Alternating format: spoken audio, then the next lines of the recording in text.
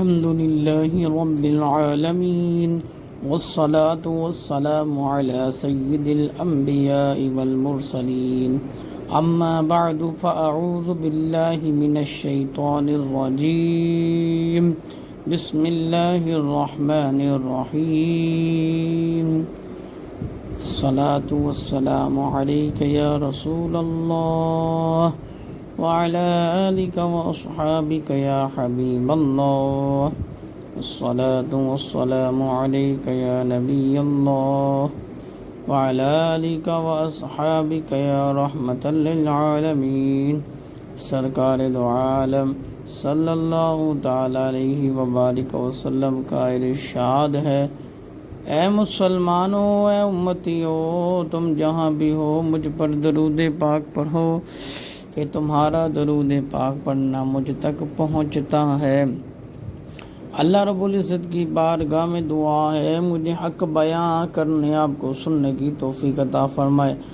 اور اپنی زبان اقدس سے ہر لمحہ بلمحہ ہم سب درود پاک پڑھنے میں صلاۃ والسلام کی بارگاہ میں کامیاب ہو جائیں۔ اور میرے مرد حضرات اور میری خواتین حضرات، مردوں کے لیے فرمایا گیا، حضرت اسلم رضی اللہ تعالی عنہ کے راوی، آپ راوی ہیں حدیث کے، حضور علیہ الصلوۃ والسلام فرماتے ہیں کہ مردوں کے لیے سورہ مائدہ کی تلاوت کیا کرو گے، ان کے لیے ان میں ڈانٹ ڈپٹ ہے، پارہ نمبر 6۔ اور عورتوں کے لیے فرمایا گیا، سرکار دو عالم صلی اللہ تعالی علیہ وآلہ وسلم آپ کا ارشاد ہے کہ عورتوں کو سورہ نور کی تلاوت بامت ترجمہ و تفسیر کروایا کرو گے، ان میں سے ان کے لیے ڈانٹ ڈپٹ ہے۔ اور اللہ تعالی ہمیں حرفاً قرآن کو پڑھنے اور سمجھنے اور عمل کرنے کی توفیق عطا فرمائے۔ لمحہ بلمحہ ہم سب مسلمان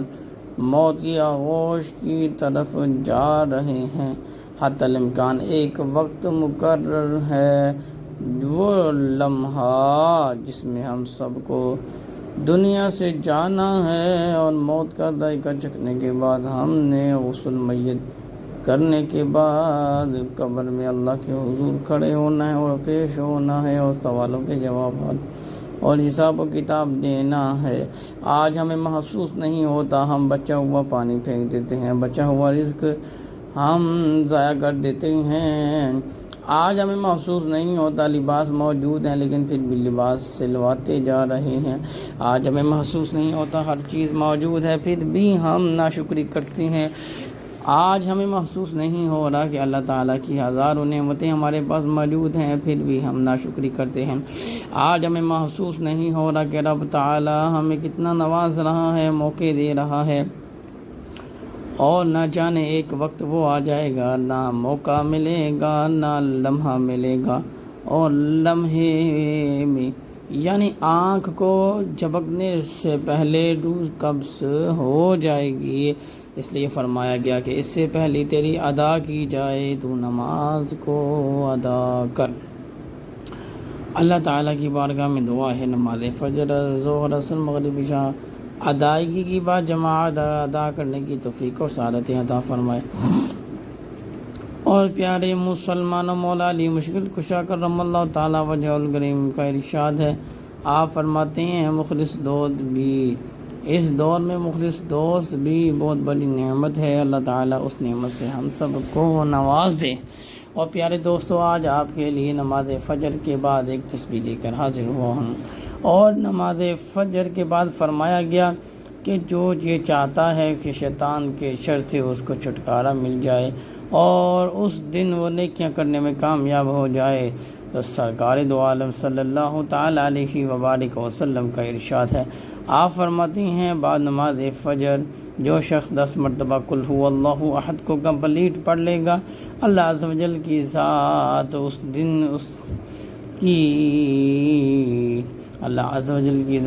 دن اس کی حفاظت